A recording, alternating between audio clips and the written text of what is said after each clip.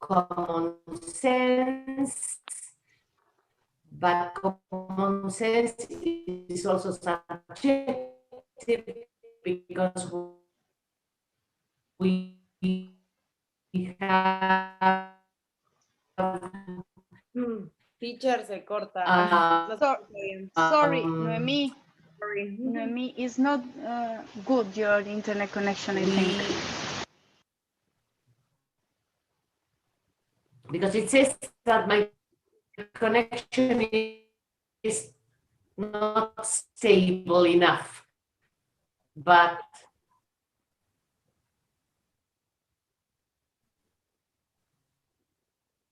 yeah, maybe you should turn. I suppose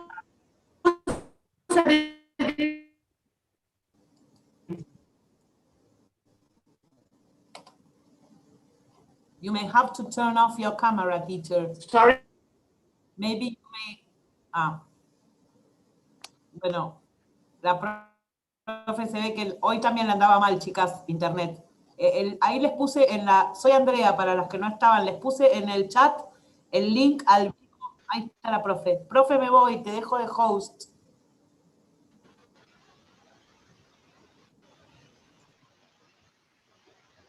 Let me see. Let's see if there it is better. I was speaking about ideology. Ideology has to do with common sense. Common sense is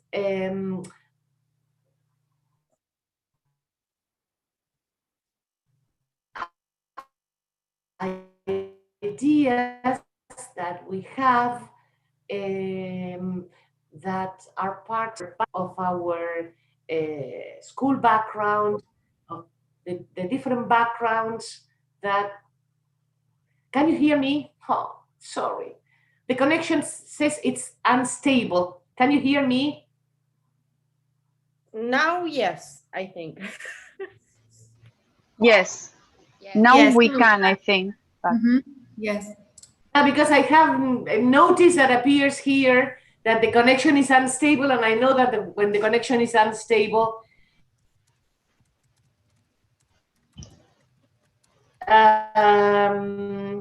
in general, cut. Okay, let's begin again.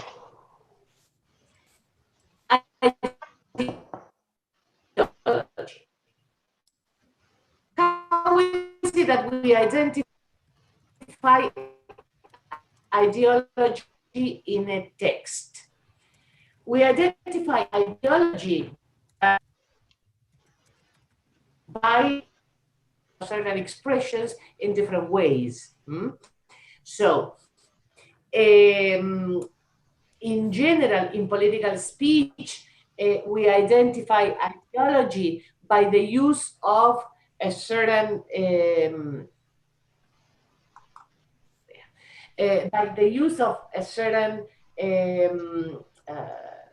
word, certain euphemisms, certain dysphemisms. Those give us a speaker where the speaker stands, what is his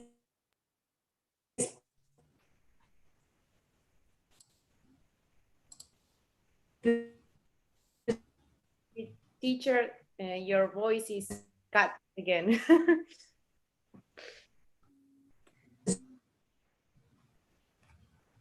position, yes, in ideological. Teacher, we can't follow you because we, at least I can't listen well. Okay. Can you hear me well? I can't. What? No. No, I can't. She disappeared, I think. Yes. Ah, no. Where? Ah, here.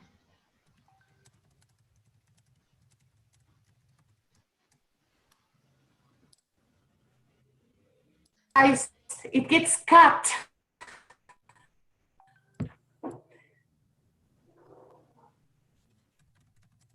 Teacher, yesterday happened the same to me, and I unplugged everything, waited 30 seconds, unplugged everything again, and it worked. Have you? I don't know.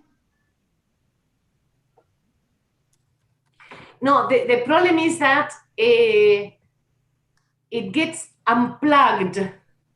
That is the problem. Ah, I am coming and going from Zoom. It disconnects me, and I'm the administrator. No, let me see.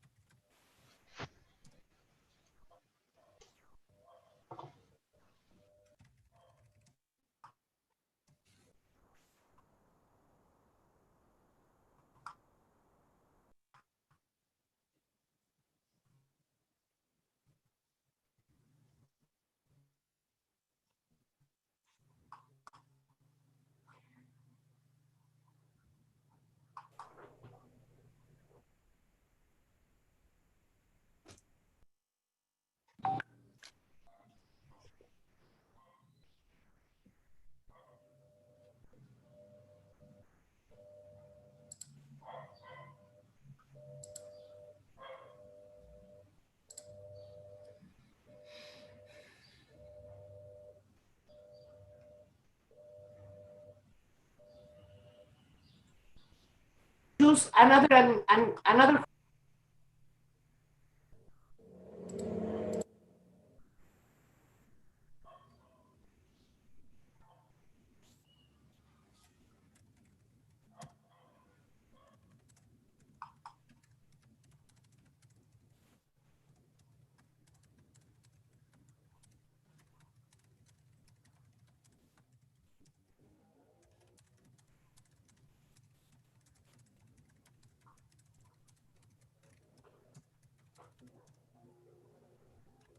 Guys, Yes. Yes. I will go out Okay. and reconnect. Mhm. Okay. Okay. Melissa, I think yes. I made you host, Okay. so you allow me to come in. I think. Yes, yes. I will. Good.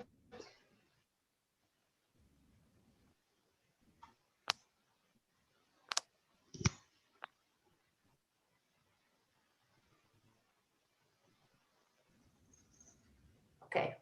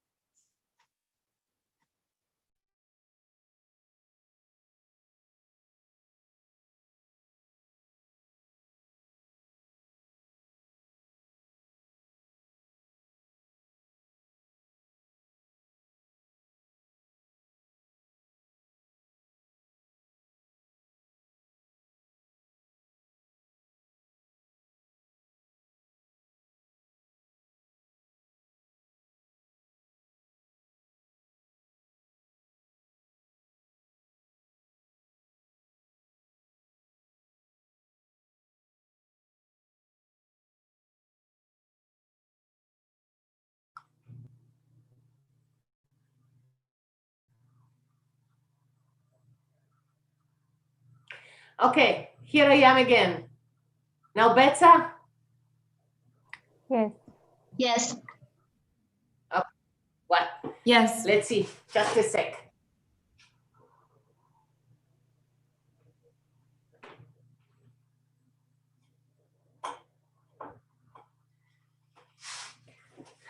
Okay.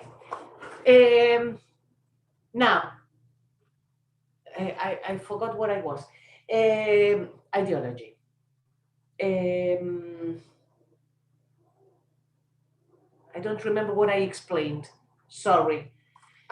Yes, I was explaining the part of vocabulary, no? There are certain But words. can you repeat? Sorry, because at least I haven't heard well what you Okay, were saying. okay. Let's start again. Thank you. Ideology. Ideology is seen in any text or in any speech by means of the vocabulary that the speaker or the writer uses. The part of euphemisms, dysphemisms give us an idea of what the ideology behind the text is. Yes? But remember that when we speak of vocabulary, words have got different meanings depending on the context, and words have different meanings depending on our personal ideology.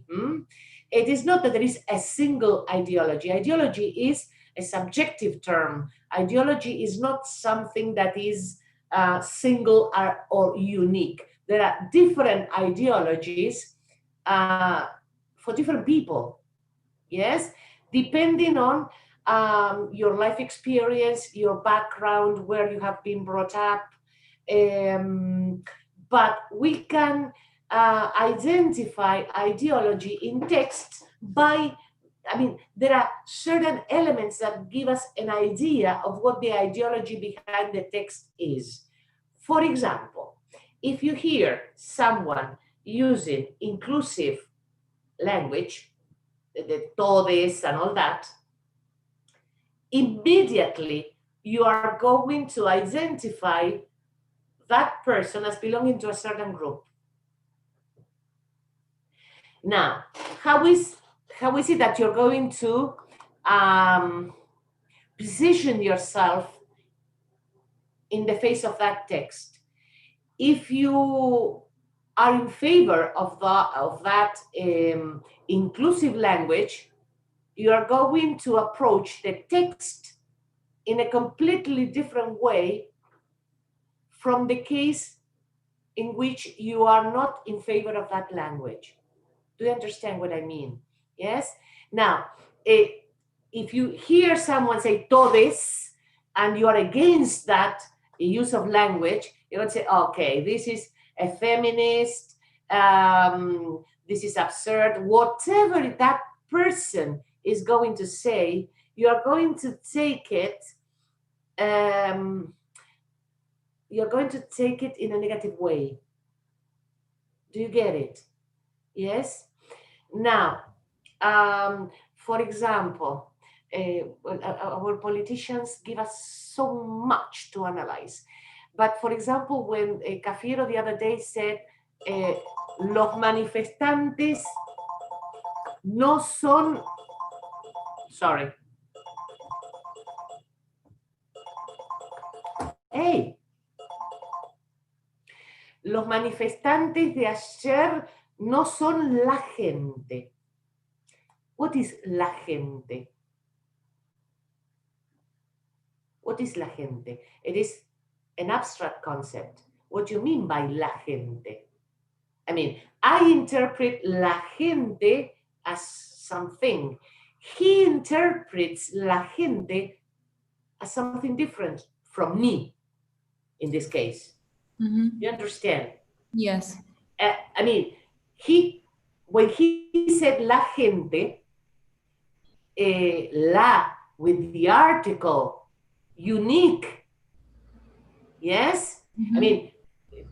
Can you see the elements in the text? La gente, la, the only, the unique, Yes. If you favor the ideology of that political party, you're not going to notice it. But if you don't favor that political idea, you're going to interpret that negatively. No son la gente, no son el pueblo. It's terrible because el pueblo is everyone. But can you see the ideology behind that, behind Yes. those words? Not Yes. for him. Those who do not support our ideology or our idea, or those who are against that, against us, are not la gente, are not el pueblo. Can you see it? Yes. It was a very clear example, yes? But the use of definite article, I mean, there are many different elements in a speech or in a text, let's say, in a text that give you hints as regards the ideology of the speaker. Yes? Yes. When we say, what is the ideology behind Trump's speech, for example, we know that Trump is against the reclusion that we are suffering in many countries, against quarantine, against all that. So if we hear him speak, we approach that text from our ideology as regards Donald Trump. We know that he's not in favor of that. Yes? That would be our background knowledge. But our background knowledge is not only the what you have been reading, what you have been hearing in the news, your background knowledge is also around from a very early age. If you have been brought up in an anti-Peronist family, in general, you are going to have anti-Peronist ideas. Do you get it? That is something that is here in our heads, in our minds, but we are sometimes not aware of that. But if we have heard our family, I mean, parents, grandparents speak against a certain government or in favor of a certain government, that remains in your mind, and that is going to be part of your ideology. Be you aware of that or not? Yes? So, ideology is easily identifiable in a text, but we have to take a distance from the text. Yes? And in the case of politics, it is very important to have a knowledge of history in order to be able to interpret something. Yes? That is very important. And that's why I consider that the study of history is so important in children. Yes? Because that gives you information. You read from different sources. You learn to discriminate. Okay? If not, if you read from only one source, you restrict, I mean, your background knowledge is going to be restricted. Okay? Yes. Is it clear? I tell you, my experience, for example, in my family, there were anti-Peronists and pro-Peronists, fanatics both. And so I didn't know, when I heard them speak, I didn't know who was right. And in fact, both were right, because they faced their ideologies, I mean, their reality depended on their ideologies. And so I said, well, but what they say is right, but what they say is also right. And so I started reading, and I read 15 books about Peronism in order to have an idea.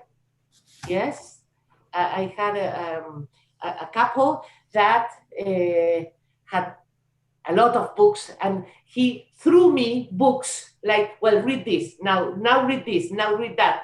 Yes, so by reading, yes, and documented texts and all that, you start having your own ideology. But your own ideology doesn't mean that it is the ideology, okay?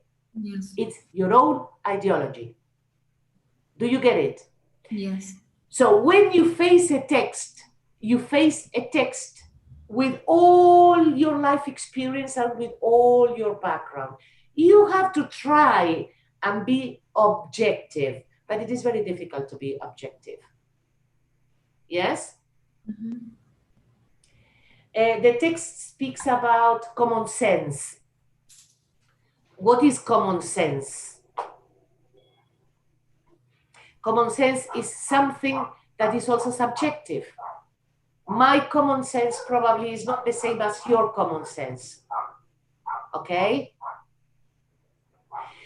But what is important is to be aware of what your ideology is before you face a text. And there is no good and not bad ideology except those autocratic ones. Hitler had an ideology, and he was able to transmit that ideology to the whole or most of the German population.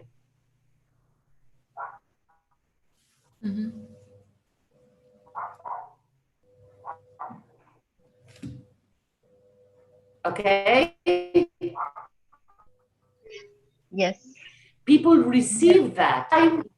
It was a very difficult political and economic time, and people needed some enemy. And what you have in the text also in Fairclough in chapter 4 is that find a single, politicians, because many enemies are not successful, okay? They try to blame a single enemy, so all the energies go against a certain group. Is it clear?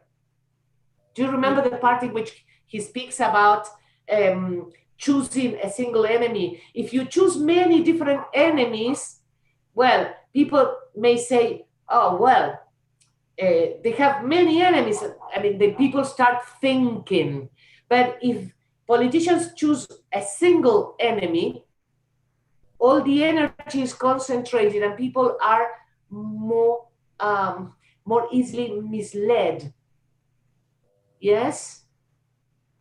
And focus, as Hitler did.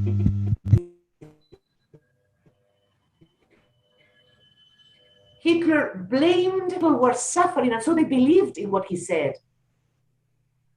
The same as our politicians, when they are in a difficult economic situation, they blame the previous one. Yes? Yes. And what we have here in Argentina, either Macri is the enemy or Cristina is the enemy. And in fact, we have many other enemies. But they use that resource because it is useful for their winning elections.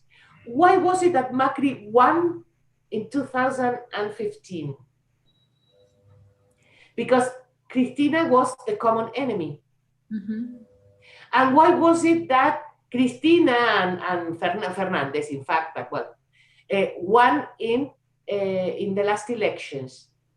Because Macri was seen as the enemy. Do you see why choosing a single enemy is successful? And we are going to have, if we keep on like this, we're going to have a series of Macri, Peronism. Well, it was the same in a certain period with the Peronists and radicals, yes? But it is a resource that politicians use to have a single enemy. Okay?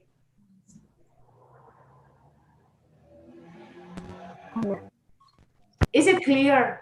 Mhm. Yes?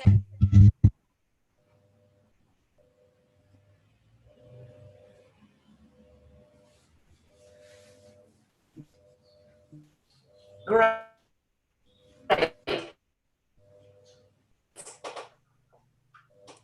Well,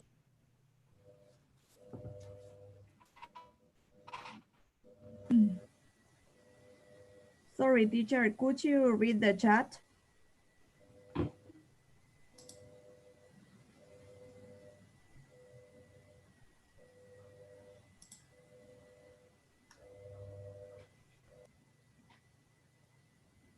that yes mean.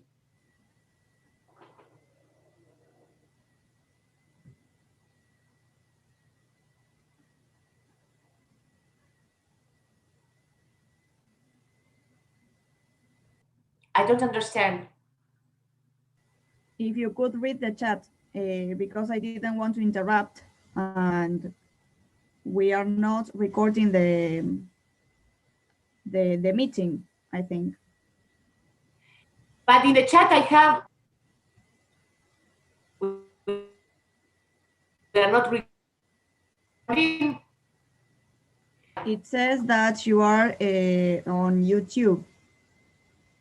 Ah, yes. Yes, yes. Okay. But where does it say? Why can't I see it? Because I'm the host. You made me host. Yes. I can't get you. Because teacher. Andrea, sorry? Meli, I couldn't hear. Couldn't listen.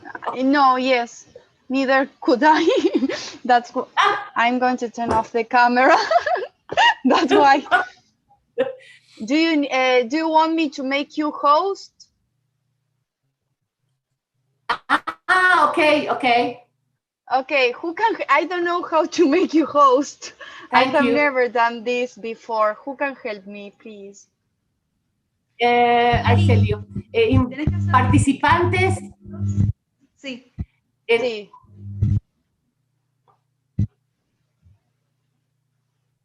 I can listen to Noe. Pau, help.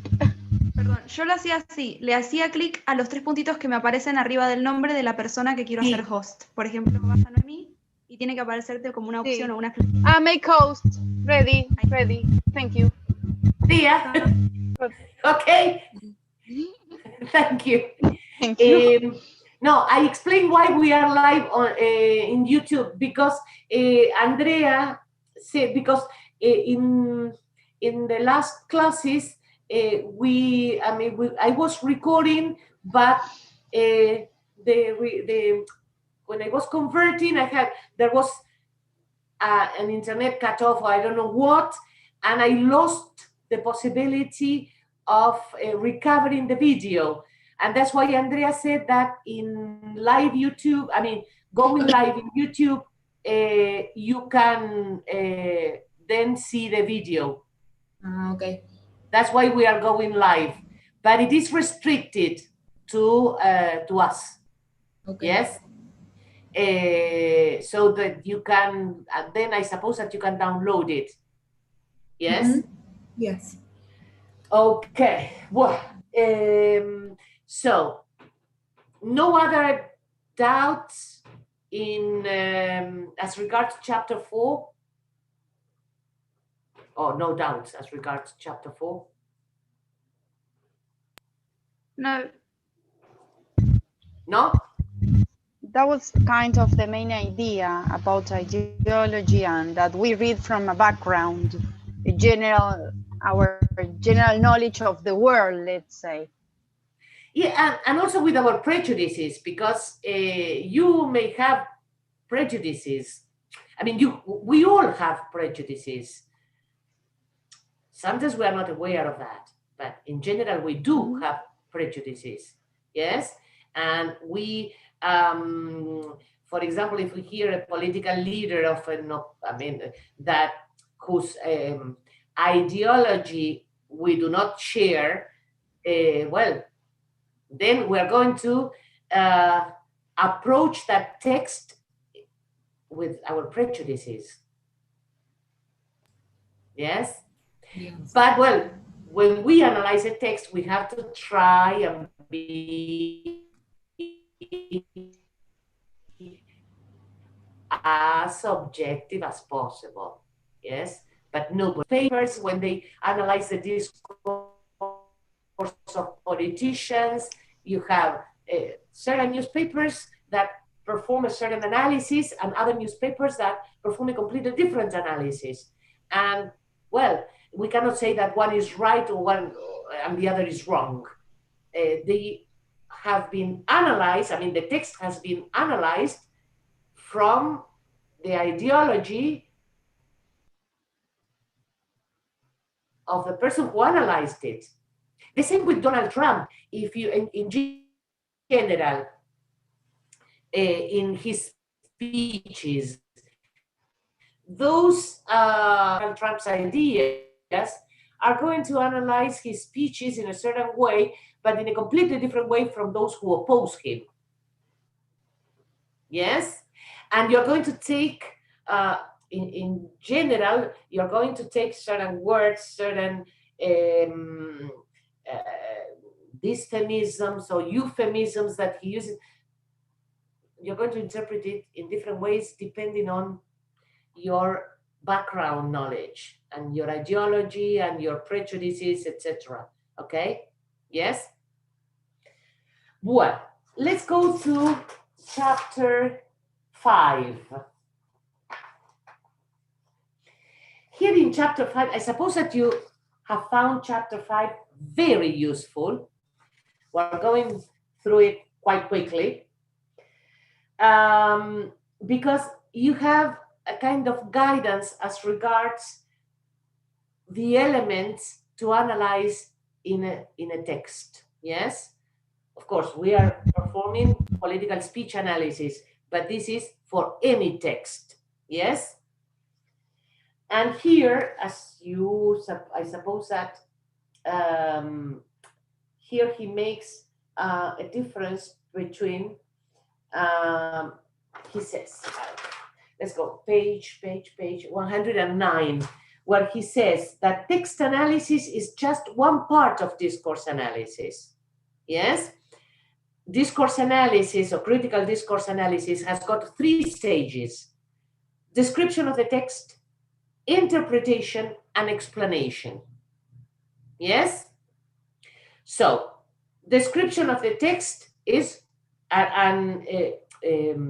description of the text is what we did the other day. Remember? The other class when we analyzed the speech of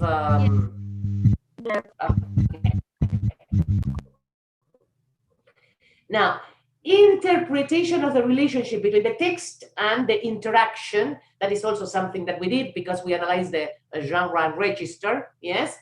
And explanation of the relationship between interaction and social context, that would be the part of chapter 6. Now, in chapter 5, what is that? Someone waiting to enter.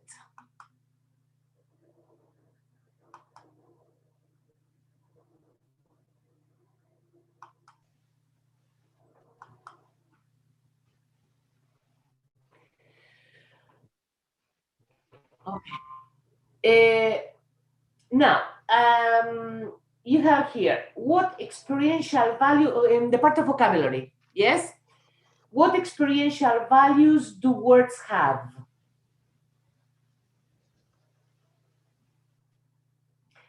Are the words that are ideologically connected?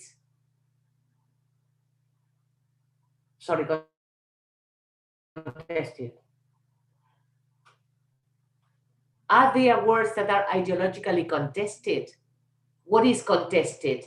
That creates a negative reaction, yes, in you or in someone else, okay? For example, if they say some politician accusing another of being non-democratic. That can be ideologically contested because the opponent can say, well, no, I am democratic. What is it that you interpret by undemocratic? Okay, do you get the idea? Those strong words, yes? Then, what classification schemes are drawn upon? Well, let's go. What experiential values your words have?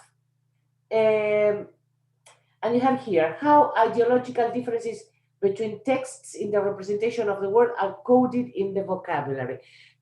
Why is it that we say experiential? Because this is connected to an experiential metafunction, no? What is it that we analyze in the experiential metafunction? The experiential metafunction, remember, that is the metafunction that focuses on the semantic elements. Yes, the meaning of words, the processes, and the participants, and the circumstances, that the circumstances are around. When we speak of the experiential metafunction, we say we use words in order to speak about our experiences in the world. Okay? So the focus here is on semantics. Our choice of one word or another makes a difference. Okay? Suppose that you say, instead of hate, you say loathe. It is a similar meaning, but loathe has got a negative connotation, has got stronger meaning as regards that idea of detesting. Do you get it? The choice of words is very important. Yes?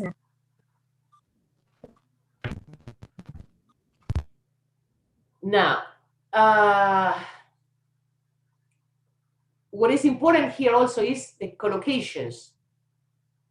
In general, you're going to notice that in a political speech, you have words from a certain semantic field that add to the topic that is developed in a certain part of the text. Yes?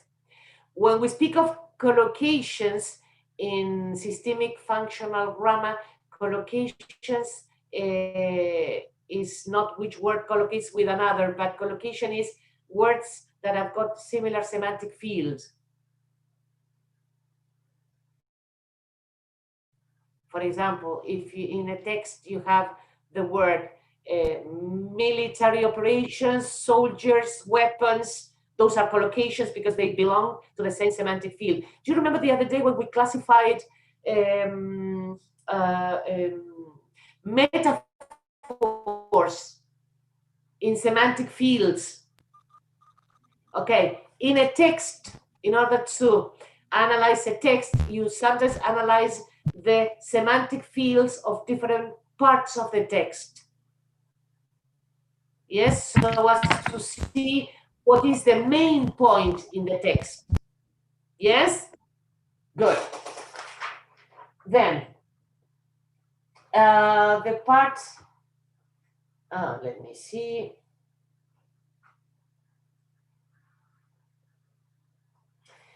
When it says some words are ideologically contested on page 114.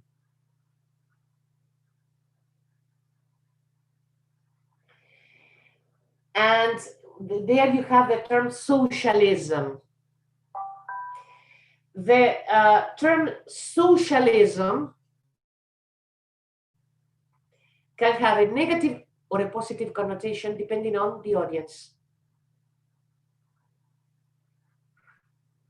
So we say that it can be ideologically contested because probably the speaker uses it in a sense of negative connotation, surrounded by negative connotation words, but the audience may have another ideology and contest that negative connotation that the speaker is giving to that term. Do you get it? Yes? Yes. So it can be contested because of different ideologies. I mean, the speaker may be, for example, when I have examples of Spanish because they are so so clear. Some examples are so clear and probably easier for you to understand. When Delia says la puta oligarquía, odio la oligarquía, okay, what he calls oligarquía is sometimes middle class. Yes? And so, for those who belong to the middle class that do not share that ideology, they can ideologically contest the meaning that he gives to that word. Yes? On the contrary, those people who feel, those people who are underprivileged, suppose those people who are now taking over some land because they feel that they have a right to take the land because they have a right to have their own homes, their own houses and all that. They have an ideology, yes? Because they believe they are Argentinian and they have a right to that property. But the owners of those lands also have an ideology about private property. Do you get it? So Yeah. we say that certain terms can be ideologically contested. What is negative connotation for certain people is positive connotation for others, or is not so negative connotation. Do you get it? Yes? Yeah.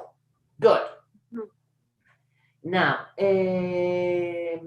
let me see if there is anything else.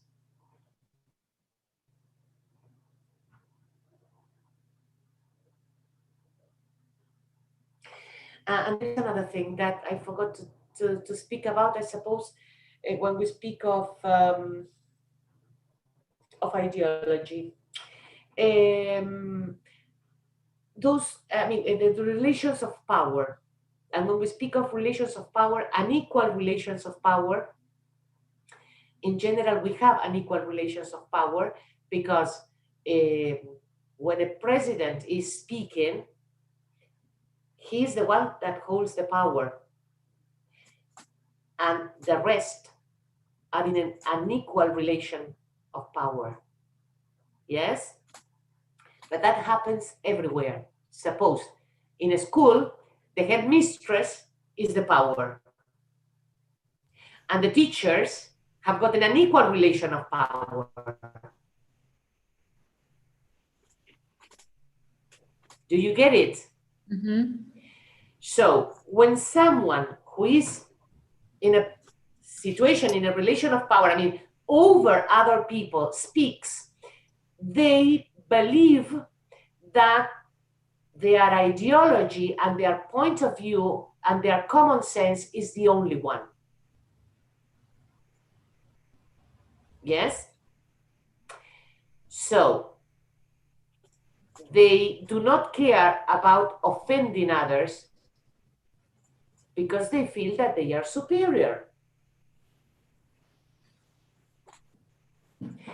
Haven't you noticed that sometimes people, when they get into a position of power, change?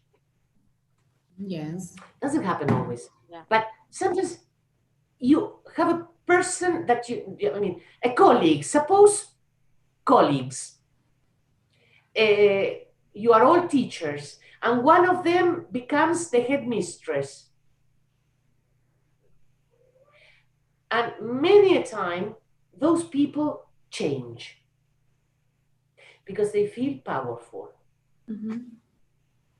I always say that you give power to a person and you know the real the real person. Because Yeah, not, you yes? mentioned that last year. When Have you I? analyzed processes, you mentioned that. Ah, okay. I don't remember. But I always say that if you want to know the real self of a person, give that person a little power. And that, I mean, it is not that everybody does, okay? That is not that happens with all people, but with certain people, it is so clearly seen that they feel superior and they take a distance. Yes? I don't know if it has happened to you. I'm not speaking about neither Patricia nor Carmen, because we keep on having a wonderful relationship and having our meetings and our beers. But it happens with certain other people that you notice that they are in a position of power, and especially when people are not confident enough, they become more rigid in their position, yes, and they put more distance, yes. Okay, well, values do words have, and here it speaks about negative and positive evaluations. You may be using racist language. We don't have, well, yeah, we have a case of racism. I mean, we have cases of racism here. The what we call now the non-white people. Yes, have you heard that we cannot say black? We have to say non-white, which is in fact more discriminatory. Yes, but we don't have the same problem as the United States with black people, but here we have the people that we discriminate, people who live in the slums. So yes, sometimes we tend to discriminate when we see certain people in the street. If you meet two or three boys wearing a cap or a hood late at night, you're going to be afraid. That is discriminatory, yes, but well, it has to do with our experiences. Yes, probably if you have been mugged by a group of people wearing those clothes, or we know that in general that is associated with thieves, yes, or muggers. Okay, but well, here we have that idea of the vocabulary that we use, yes, euphemisms, dysphemisms, negative connotation words, positive connotation words. Remember what I said before, when we speak, we choose words carefully, consciously or not, yes, but politicians do it consciously because someone writes, yes, their speeches, and so they use if they want to focus on the positive side of a measure taken by them, they are going to use positive connotation words. But if they are speaking about the opponent, they are going to use negative connotation words. Probably you have two words that have got a similar meaning, but one is positive connotation and the other is negative connotation. So that's why it is very important to use the dictionary when you are in doubt, yes, because in the dictionary you have, or depending in the context in which it is used, no, and also the use of politeness, yes. This is, remember politeness principle, positive face, negative face. Yes, we are seeing that with Carmen. Okay, good. Well, you have the theory of that in the notes that I gave you last year on pragmatics. Positive face, negative face. But well, that is also something that is taken into account by politicians. Yes? If they are speaking, I always remember some certain politicians that when they are speaking, for example, at, suppose, a president speaking at the stock exchange. His speech is going to be completely different from the speech that he's going to be in a slum area in La Matanza. Completely different, because he takes into account the positive face of the audience. Do you get it? At the stock exchange, he's going to speak about the stock exchange as being the best, let's say, the best representatives of, let's say,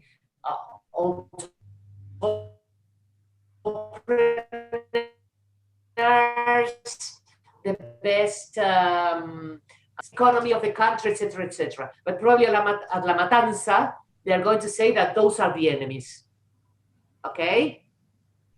In order to maintain and to safeguard the positive face of the audience, okay? Yes? Good. Let me see if there is...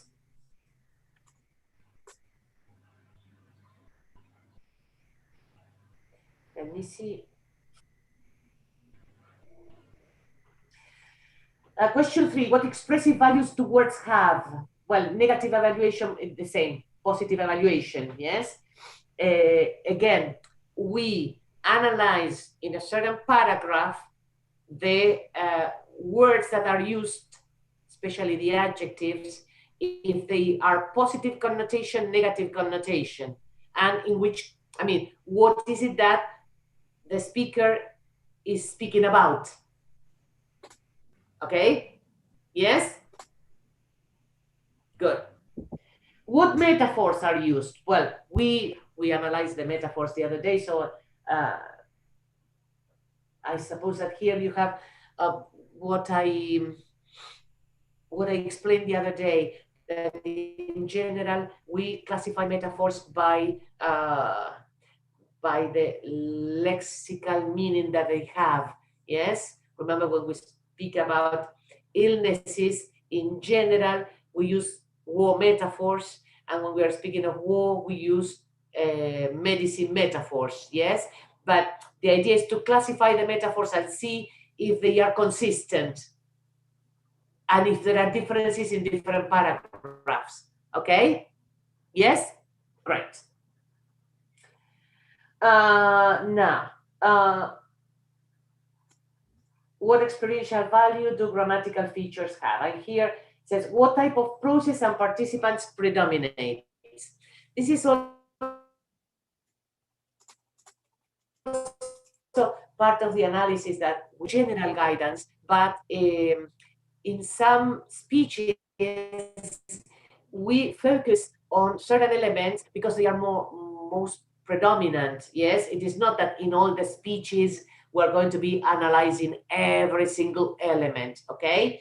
But sometimes if you have different participants in the text, what we do is analyze the processes that are associated with those participants, okay? Suppose in a text about terrorism, you may have, for example, which processes are used when they refer to the terrorists and why. Yes? And in general, you're going to notice that they use material processes, but negative connotation at the same time. Yes? They kill people, they subject people. Yes? So, material, why material? Because we want to, could be material, could be mental, no? But if they use material, what is it that they want to show? That they are, in fact, doing things, that they are acting, that they are moving. Another thing would be to use mental cognition. It would be completely different because we will focus on what they think. But if we want to show that they are being active and that they are a threat because they are active, we will use material. Do you get it? Yes. Yes? Great. Well, there you have a lot of examples. Let me see. Well, the part is the agency unclear. When we use verbs ergatively, remember ergative verbs? Yes. Okay, politicians use verbs ergatively. Oh, sorry. Politicians use verbs ergatively or use passive voice for a specific purpose of not adhering certain blame, or giving certain, or blaming someone for what happens. When they say attacks occurred, what is it that they are doing? They are not directly saying or accusing anyone of performing the attacks. But in general, they know that the audience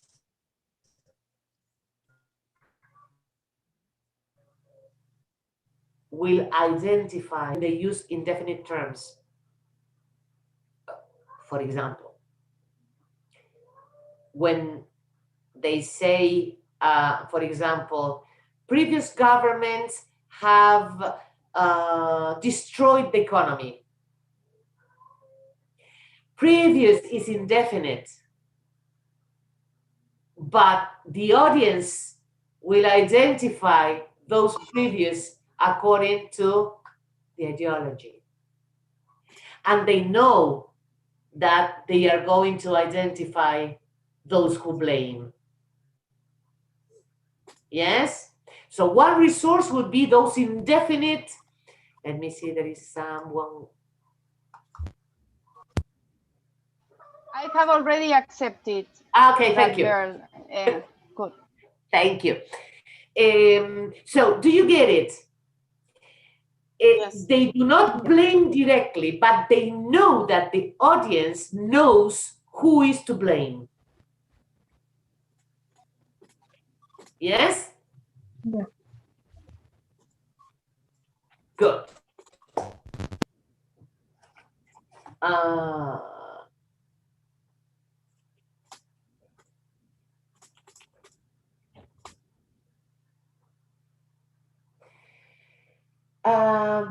Let me see. Are nominalizations used? Well, sorry, no, before. Are processes what they seem? This is important because what is it that, remember that we analyze processes depending on the context, yes? And depending on the context, the process may be one thing or another. And with the use of metaphors, or with the metaphorical use of language, sometimes a process that may be clearly one kind of process, in that context and in that metaphorical use, it is another process. Yes? So that is something that we have to take into account, okay? Then, nominalizations. Remember the importance of nominalizations. We say that, remember the other day, when we spoke of nominalizations, that nominalizations are important because the speaker, when the speaker nominalizes or presents a certain information as nominalized, it is because they present that information as a fact that is unquestionable. Okay? So, if you say, for example,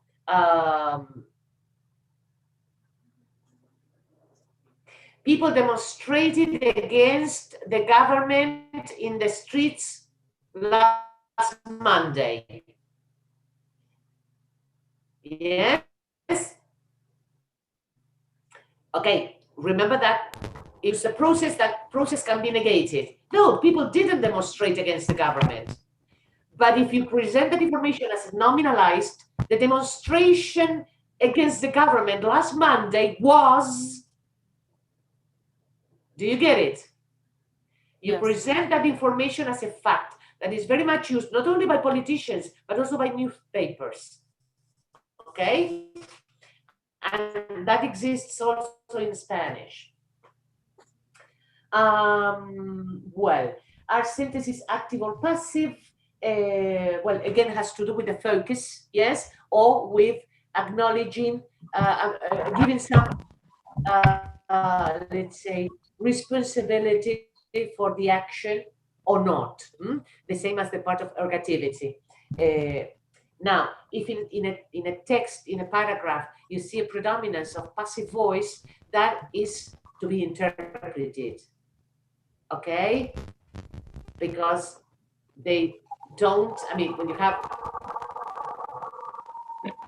in the whole of the paragraph passive voice, the idea is that they don't want to blame anyone or make anyone responsible for the actions that you are mentioning, okay? Attacks occurred, or for example, when they say the economy was destroyed, unemployment was made, or no, they say the rates of unemployment increased, or increased, or something. I mean, a series, the idea is that, again, you don't want to mention who did it, but you know that the audience will identify the enemy clearly, okay? And they pretend to be saving the face of the enemy.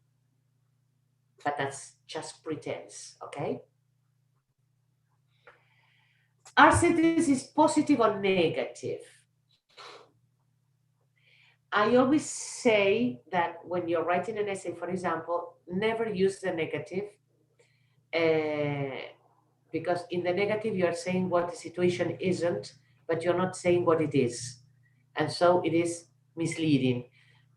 I always say, never use the negative in a thesis statement, never use the negative in the topic sentences, okay? But sometimes politicians use the negative in order not to say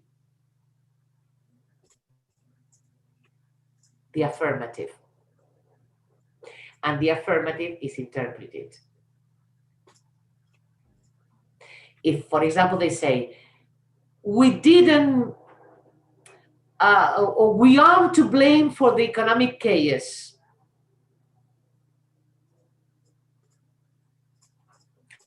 They use the negative. They don't say directly who is to blame, but it is interpreted by the audience. Do you get it? Sometimes they prefer to use the negative in order not to say something so directly. Okay? Yes? Now, what relational values do grammatical features have? Well, here you have what modes, if declarative, interrogative, imperative. In general, I don't remember now, but in the speech that we had by Johnson, we didn't analyze the imperatives, no? I don't remember, no.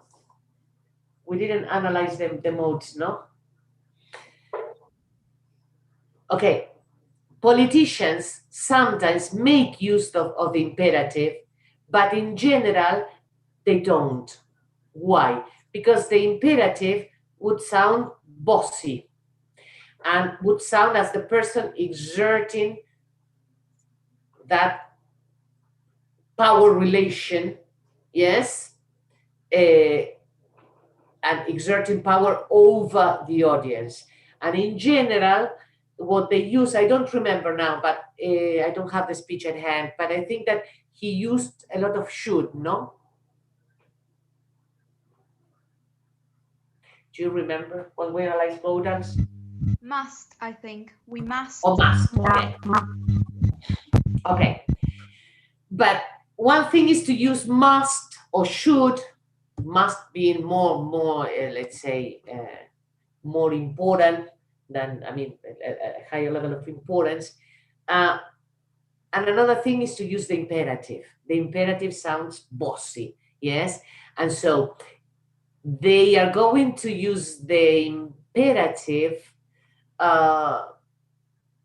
only sparingly, not frequently, because that would create a reaction in the audience, okay?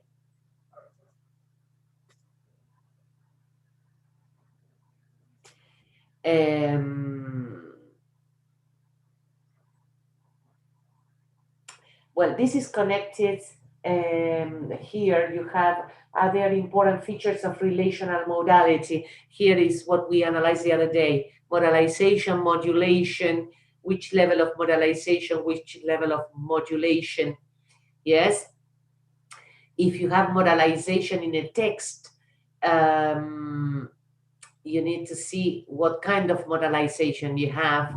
Yes, if the speaker uses a lot of may or could, well, he's showing that he's doubting about what he's saying, but if he's using should as expectation or must as belief, the certainty that he has about what he's saying is going to be more evident. Yes. Okay. Again, they use one or the other in order to present, I mean, to give an image. Yes. Sometimes they are certain about what they are saying, but in order not to offend anyone, again, face saving device, they use a may. Yes. The ones to blame may be is different from saying the ones to blame must be, or the ones to blame are. Yes. So they are not so direct.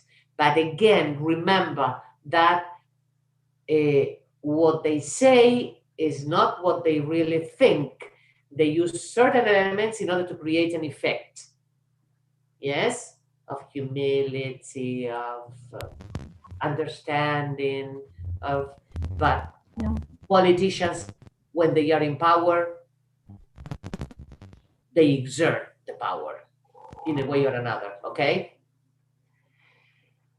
Then you have, well, the we and the you that we analyzed the other day. Oh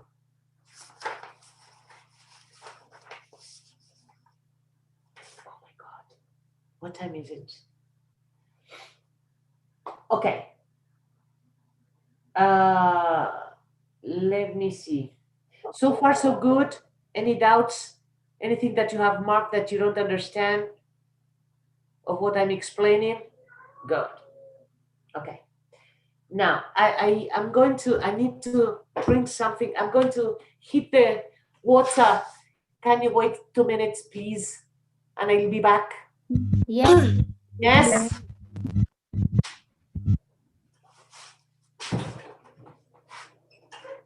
Benito, Benito.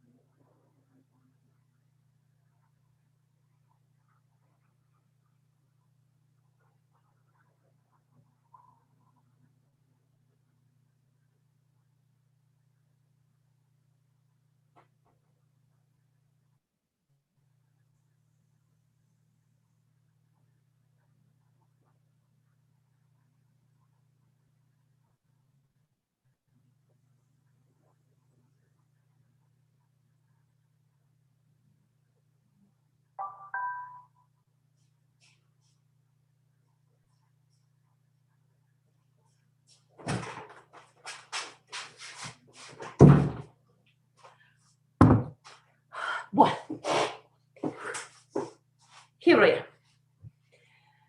am. We were in question number 7, no? What expressive values do grammatical words have? Let me see. Let me see here. What?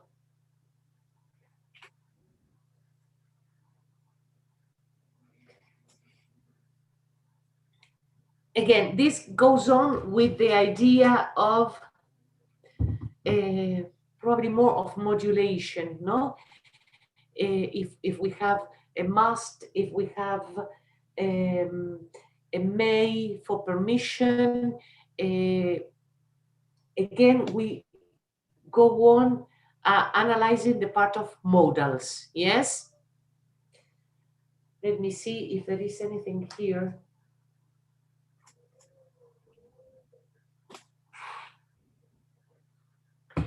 Remember when we saw last year modal commitment from Thompson?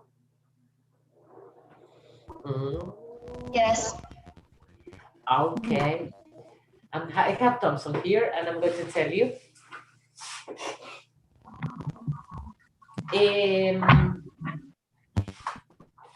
Something important that probably you will have to revise in the case of the interpersonal metafunction is the part of modal commitment.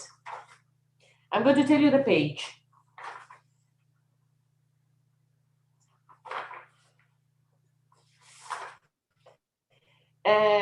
Page 72, modal commitment, and page 73, modal responsibility.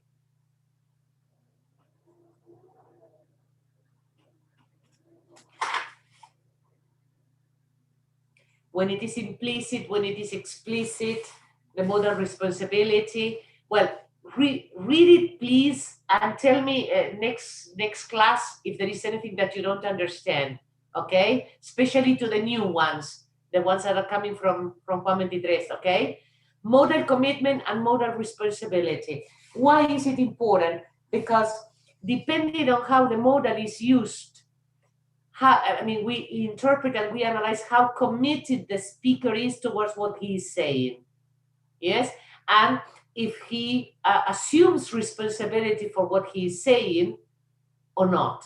One thing is to say, I believe people must do the so and so. Another thing is to say, there must be a change. People must change, there must be a change, yes? The commitment is different, okay? Yes? And I don't remember if I asked you to read also from the interpersonal metafunction, the part of appraisal on page 79, appraisal theory. Have I asked you to read it? I don't remember. No? I think you did, but I'm not sure. Okay, that is important. And why? Because in the part of appraisal, what we analyze is the vocabulary, especially the adjectives that are used. Yes, how we qualify things, people, if we do it directly, indirectly, etc. So for the new ones especially, but for the others too, revise it.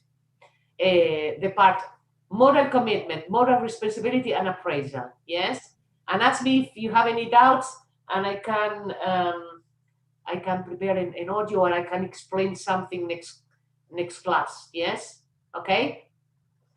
Those are useful elements that you have for the analysis. Okay, let's go back here. Question 8. How are simple sentences linked together? Well, here you have the use of simple sentences. I don't remember if it is explained here.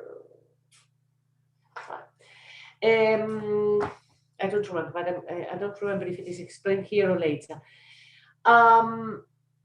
When a speaker uses a series of simple sentences. He does it for an effect, for a purpose. Yes. Complex ideas are better expressed in simple sentences.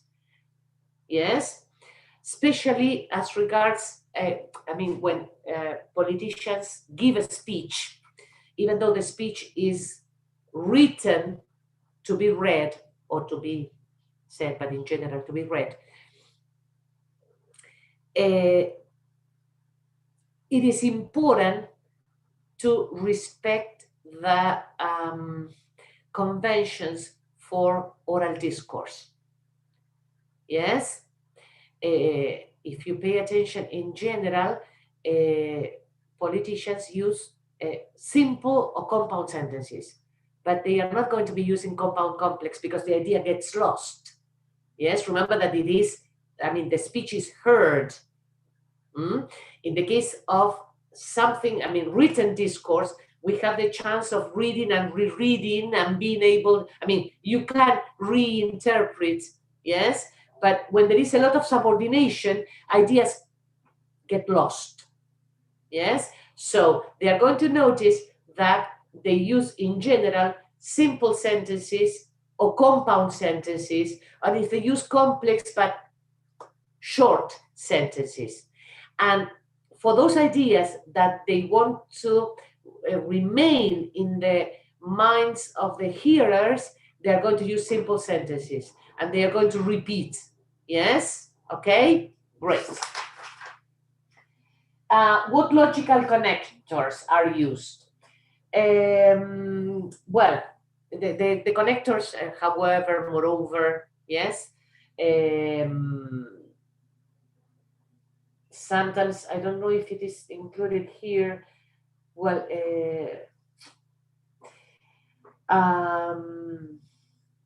remember conjunctions by Halliday, the discourse markers. One thing is the discourse markers, yes, that the discourse markers are the ones that guide the reading, yes. You know that if you have, however, what comes afterwards is in contrast with what was said before.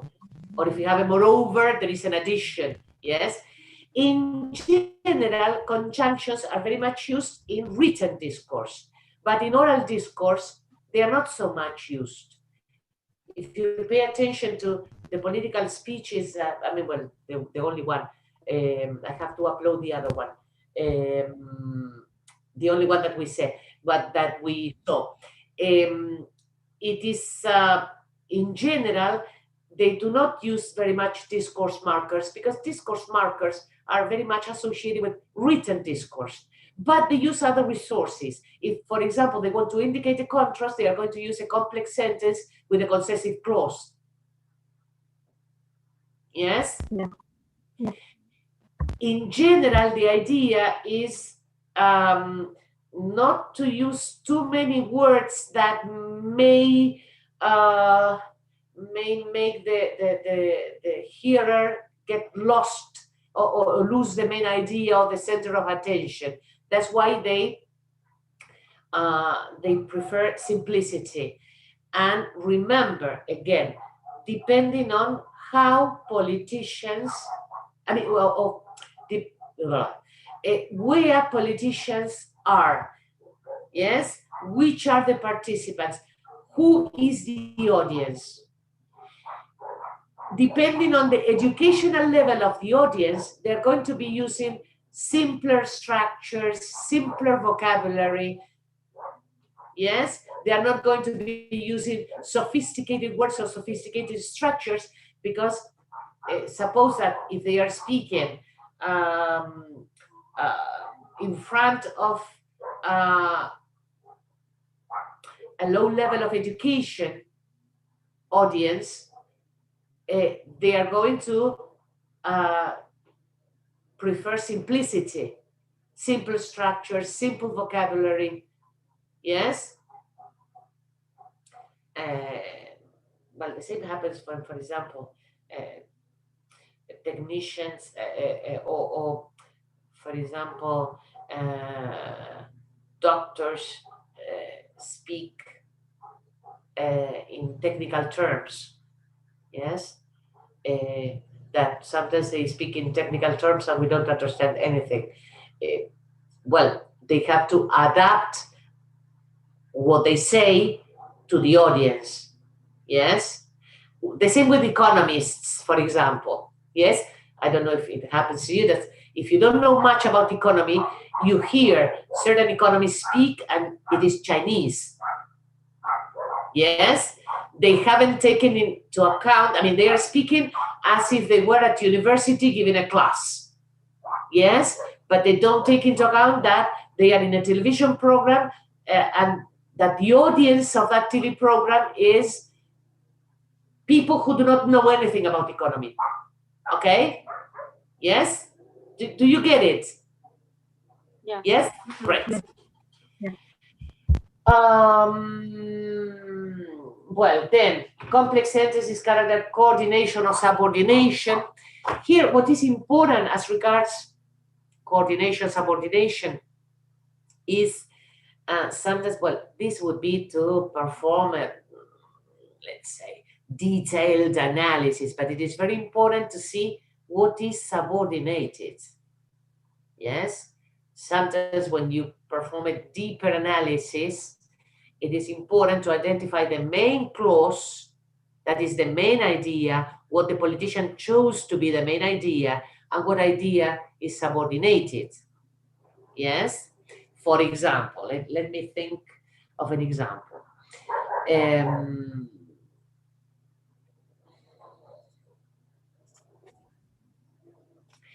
If you say, for example,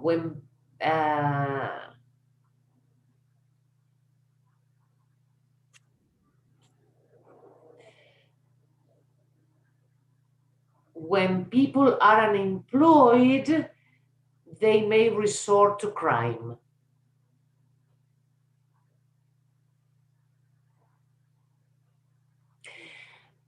The main clause, the main idea is people resorting to crime. What is subordinated is the why. Do you get it? So what is the idea? The why doesn't matter. The why is not so important. Do you get it? Do you get it? Yes? Yeah. Although people may be unemployed, they don't resort to crime.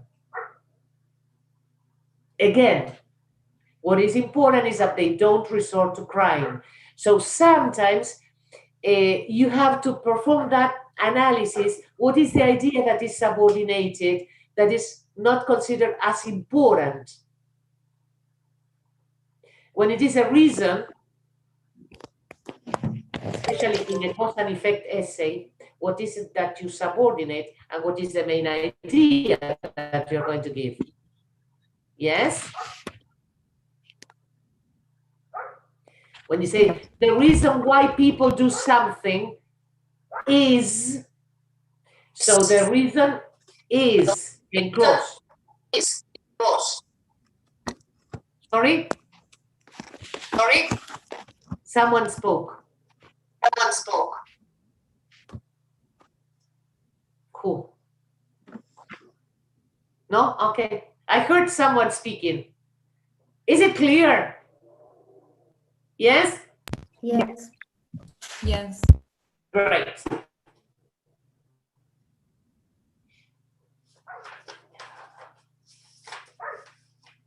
Oh my God. Well, we're going to finish with chapter 5, and I'm going to prepare an audio for chapter 6 because I don't think that we're going to have time for chapter 6. Yes? So Okay. then I will prepare an audio and I will upload it. We're not going to have classes on Friday because I know that you are working with your essay. Yes? And I prefer you to use the time to do peer correction, to get together with someone else. Yes? Okay. Okay. Okay? Yes. And then I'm going to upload another speech for you to start analyzing for our class on the, wait, when is our next class? The 28th, no? The 28th. Yes. And the handing in of the essay is the 23rd, no? Or the 30th, I don't remember. I think the 30th. The 30th? Good. Okay. Okay, so you will have to work at analysis and essay at the same time. Yes? Great. Yes. Okay.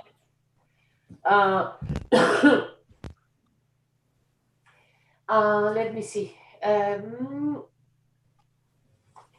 Now, what means are used for referring outside and inside the text? This has to do with anaphoric, exophoric, endophoric and exophoric reference. Yes. Yes? Good. Yes.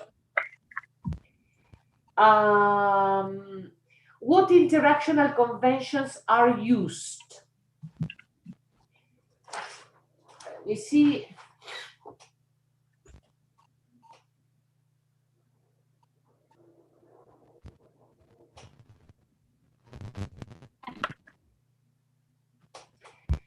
well, here, in general, the speeches that we analyze are monologues. There is no dialogue, okay? It's only one speaker and there is no feedback and no exchange. So that is not. Turn taking, no, because again, that is something that you analyze, for example, in a press conference, for example, in the case of political speech. But again, in the press conference, turn taking is managed by some moderator. Yes, so it is not so important. Interruptions, there are no interruptions. What larger scale structures do texts have? Well, this is not. Let me see if there is anything.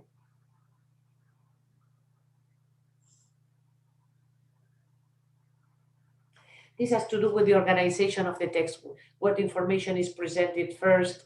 Again, everything is done for a purpose. Yes? What is taken, this is also connected with given and new. Yes? Politicians use it very much. I mean,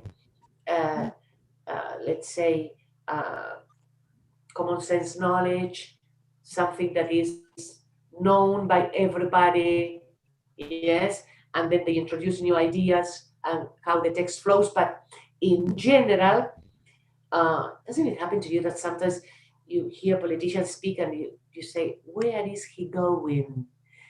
Yes, and they, especially when the topic is, or what they are going to say is something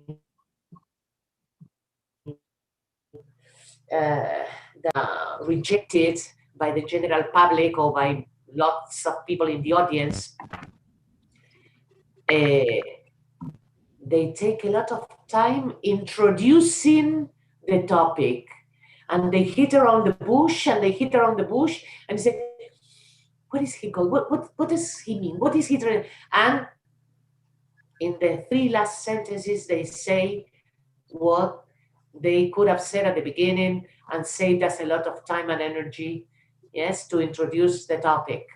It has to do with that. Okay.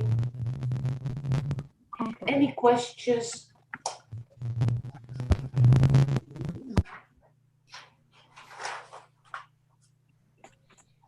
Is it clear? Yes. Yes. Yes? Yeah. Well, what I said before, let's get organized. The essay will be for the 30th. or is for the 30th. Keep on, I mean, if you can do more than one peer correction, better. And take your time in editing, because editing is practice. And I want you to use more sophisticated vocabulary, more resources, now that you have more elements of discourse analysis, you have more elements to be used in your writings, the choice of words. Reread or read for the first time appraisal, modal commitment, yes, modal responsibility. That is very important for the analysis of speeches. I'm going to be uploading an audio on chapter 6, that is the interpretation. That is what you are going to be doing, because first you identify all the elements, yes, then you have to interpret, yes, and that is something that is a little more difficult. What we did the other day, when we were working with the political speech of Johnson, we identified and we interpreted, yes, the why he used certain element, why not, yes, why inclusive we, why not, why exclusive, in which part, what is it that he wants to transmit. So I'm going to upload an audio on that, and I'm going to upload another speech. Okay, I'm going to upload a speech by Donald Trump. Let's make a change. And what else? You can use the guidance that I gave you, the questions, yes, that I gave you before, or you can use these elements, I mean, from Fairclough, from chapter 5, in order to perform the analysis, yes? In fact, what you're going to notice is that they are very similar. So you can use one or the other. The idea is that you identify elements, yes?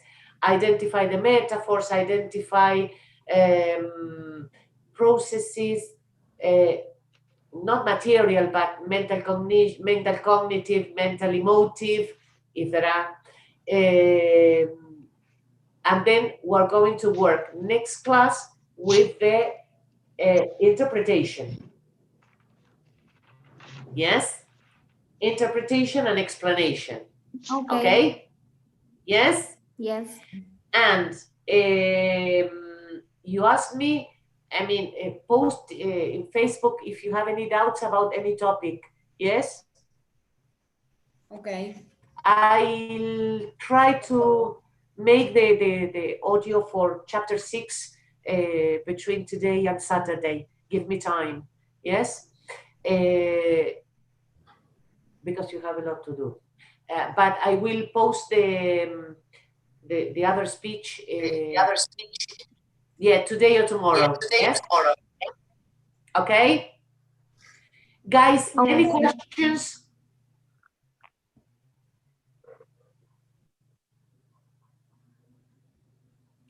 Let's see if we can, because we have then another class, and I would like to see another speech. So if you can perform the analysis for the 28th, we will be working at the interpretation and explanation, and then we can do another speech for the last class, okay? Okay. The more you practice, the better it will be. Okay?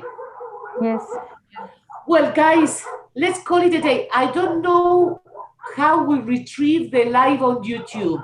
We have to ask Andrea. All right. It's okay. She told me that Maybe it was... it is with the link. Yes, With the I link? think- has she posted the link? Yes, on the Yes, chat. it is on the chat. Okay. Well, with that, you can download it. Great.